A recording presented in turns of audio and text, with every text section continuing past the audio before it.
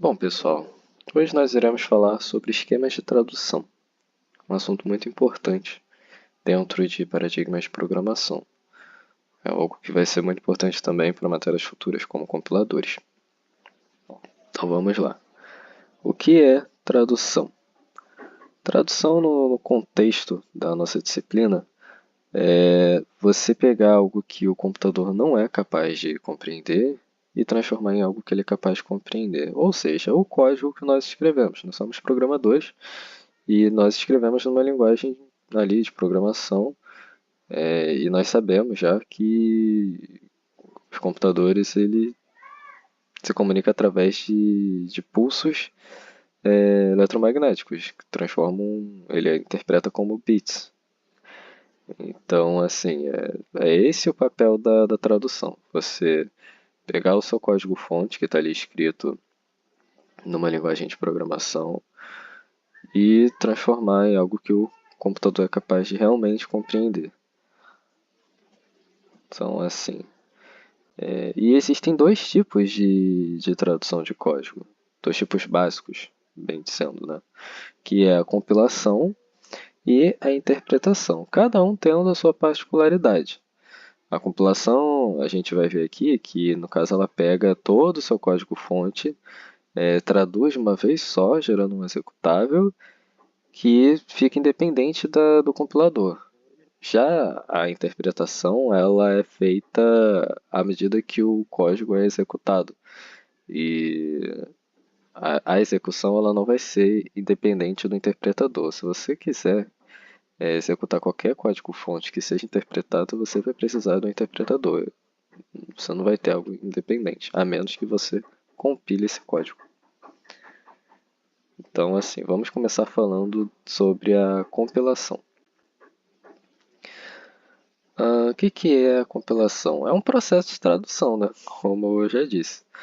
Mas ela se baseia no processo em que, uma vez que o código tenha sido compilado, ele vai rodar diretamente no processador. Não vai ter nenhum intermediador nesse meio tempo fazendo ponte para que o código seja executado. Não, o código ele já vai ser executado diretamente no processador. E como eu disse também, ele se baseia na ideia de traduzir o código e gerar um arquivo executável. E vai poder ser utilizado aí independente do compilador. É muito importante prestar atenção nesse ponto. É independente do compilador que o gerou. Mas a gente vai ver mais para frente que vai ficar dependente da máquina. E vamos aqui agora falar sobre as etapas da compilação, né? Fazer uma breve apresentação, mais para frente a gente vai ver isso um pouquinho mais a fundo, mas a compilação ela passa por uma série de etapas, que são muito bem definidas, e cada etapa ela vai ser executada somente quando a anterior for executada, sendo essas etapas análise léxica, análise sintática, análise semântica, a geração de código e a otimização desse código. E assim, falando muito brevemente sobre cada uma dessas etapas, na análise léxica, nós temos o nosso código completo. Escrevemos lá, por exemplo, em C, a gente escreveu o nosso código todinho. Ele vai pegar todo esse código, vai separar em algo que nós chamamos de tokens. Vai pegar lá int, main, void, quer dizer, int, main, abre parênteses, void, fecha parênteses. Cada uma dessas coisinhas que eu falei é um token. E ele vai pegar todo mundo, vai fazer uma lista encadeada do programa todo e vai passar para análise sintática. O que a análise sintática vai fazer? A análise sintática vai pegar toda essa nossa cadeia, vai estruturar numa árvore para saber se nós estamos respeitando a gramática da linguagem de programação. Uma vez que nós estejamos respeitando, essa estrutura de árvore ela é levada para análise semântica, que vai analisar essa estrutura junto de uma tabela, que nós chamamos de tabela de símbolos, para saber se, além da estrutura estar sendo respeitada, se as coisas realmente fazem sentido dentro do que a gente escreveu. Vai ficar mais claro mais para frente, mas aqui eu só estou dando um apanhado por cima. Mas basicamente é isso. Vai ver se as coisas condizem, têm fundamento dentro ali do código. E ao final dessa etapa tem a geração de código, que após ter tido toda essa análise bonitinha, tá tudo encaixando bonitinho, vai gerar um códigozinho intermediário. A análise semântica vai gerar um códigozinho intermediário, vai mandar para o gerador de código, que vai pegar esse código intermediário e vai transformar no arquivo que já pode ser executado pela máquina. Mas normalmente tem uma outra etapa de otimização que vai deixar isso muito mais eficiente e desperdiçando menos recursos, assim dizendo, né? Então, como eu disse, nesse breve resumo, cada fase desse processo descobre uma série de informações que são importantes para as etapas seguintes. E quais são as vantagens da compilação? Antes de dizer as vantagens, é bom deixar bem claro que elas dependem de alguns fatores, que vai depender da linguagem que está sendo compilada, do compilador e até do programador também, porque, assim, se você tem um programador inexperiente que está programando numa linguagem compilada e você tem um programador experiente que está programando numa linguagem interpretada, às vezes pode acontecer às vezes não, muito provavelmente, o mesmo código rodando numa linguagem interpretada vai ser melhor do que o que foi compilado. Então depende de alguns fatores. Mas basicamente, normalmente os programas que são compilados eles rodam bem mais rápido. Pois, como eu disse, uma vez que o código é compilado, ele roda diretamente no processador. Você não tem que ficar fazendo uma tradução ali simultânea para comunicação. Normalmente são mais bem otimizados. Por quê? Como eu disse, tem ali uma etapa de otimização. Essa etapa de otimização, ela vai nos ela vai fazer com que o computador desperdice menos recursos. Por exemplo, em C, a gente sabe que sempre que a gente vai declarar um vetor, a gente tem que dizer o tamanho desse vetor. E aí, quando o código é compilado, o programa já sabe que ele só precisa colocar aquele tantinho ali de memória para poder rodar. Ele não vai fazer desperdício de memória e coisas assim. Uma estrutura condicional, que às vezes nós escrevemos de uma forma, tem toda ali uma análise e transforma aquilo ali numa coisa que é mais simples para o computador. E comparado com a interpretação, a gente vai ver mais para frente, é mais fácil para o compilador fazer isso, uma vez que ele pode gerar de uma vez do que ser uma surpresa para o interpretador e ele ter que se virar ali na hora para poder fazer as coisas. Então, acaba que normalmente os programas compilados são mais bem otimizados. Mas, como eu disse, isso depende da linguagem de programação que está sendo usada, do compilador e do programador também. Vamos falar aqui de algumas desvantagens agora. A atualização de um código compilado, por menor que seja, às vezes você só modificou ali uma declaração de uma variável. Você vai ter que compilar o código todo de novo. Você não tem a atualização assim, só daquilo que você modificou. No fundo, você até está fazendo aquilo. Quer dizer, na teoria você está fazendo aquilo, mas no fundo, todo o seu código está sendo recompilado. E se o seu código for algo extremamente grande, dá trabalho, né? Você fez uma modificação pequenininha e você está tendo que recompilar um código ali de, sei lá, milhares, centenas de milhares de linhas. Ah, é, e como eu disse lá no início do vídeo também, que o código compilado ele é independente do compilador, mas ele fica dependente da máquina para a qual foi compilado, porque uma vez que ele foi compilado para um tipo de arquitetura, ele só vai rodar naquela arquitetura.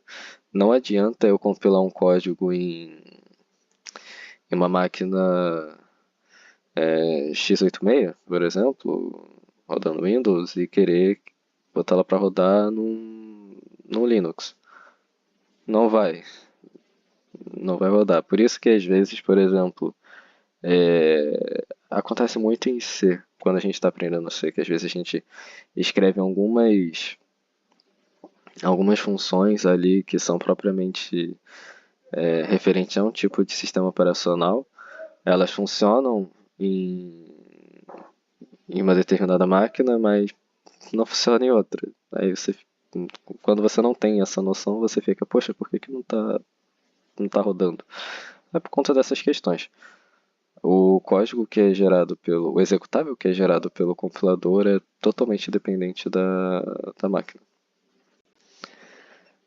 Aí agora vamos dar alguns exemplos aqui de linguagens compiladas. Nós temos o famoso Fortran. Eu, pelo menos, assim, eu não cheguei a estudar Fortran de pegar para programar, mas se a gente pega para estudar um pouquinho da história da computação, a gente tem que pelo menos conhecer Fortran. Então, assim, Fortran é uma linguagem compilada importantíssima no mundo de programação. Temos C também, que é outra muito importante. Assim, pai, avô, tio de muitas linguagens de programação que nós temos hoje em dia. Haskell, que é uma linguagem funcional que é compilada também. Go, que é da Google, né? Nasceu em 2009. E Rust nasceu em 2010. São aí os exemplos que eu trouxe de linguagens compiladas.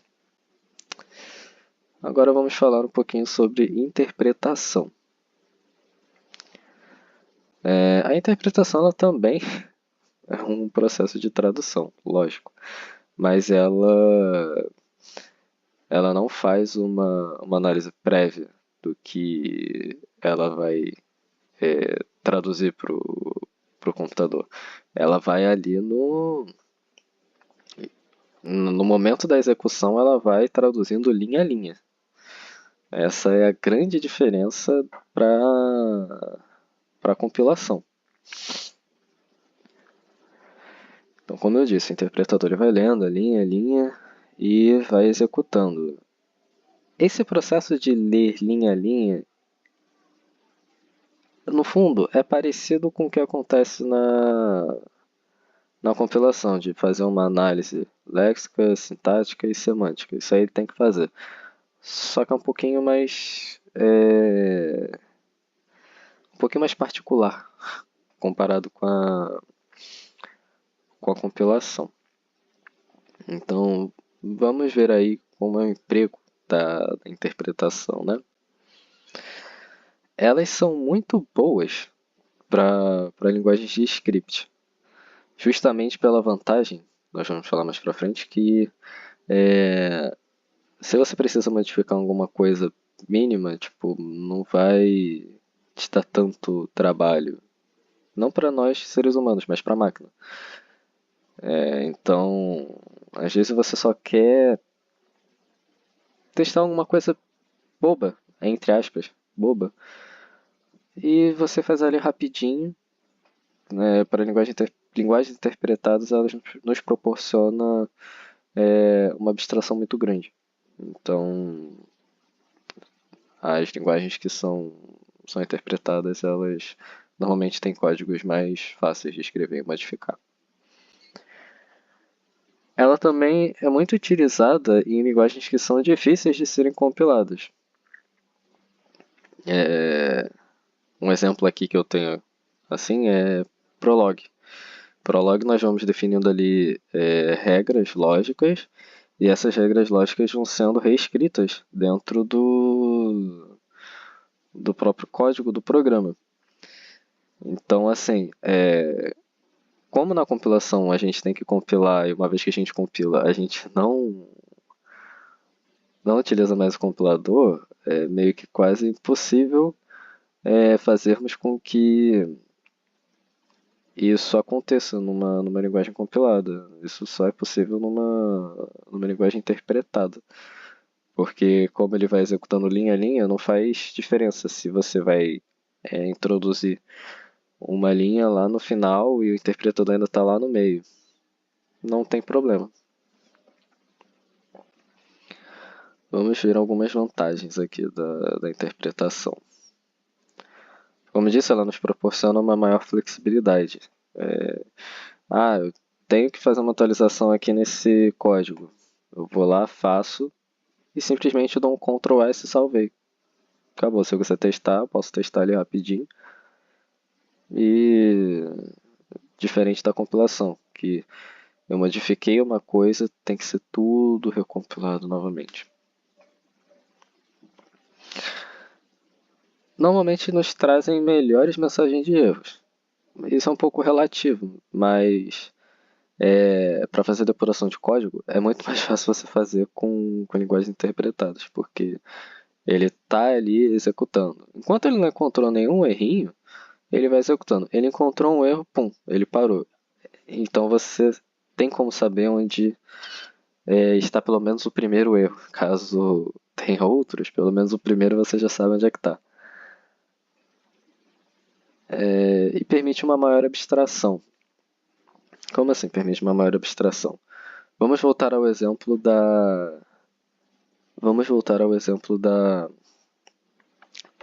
do vetor em C. Nós temos que pegar o vetor e dizer, olha, eu quero um vetor com x posições. E o vetor, o computador vai pegar e vai te dar o vetor, o espaço de memória para essas x posições.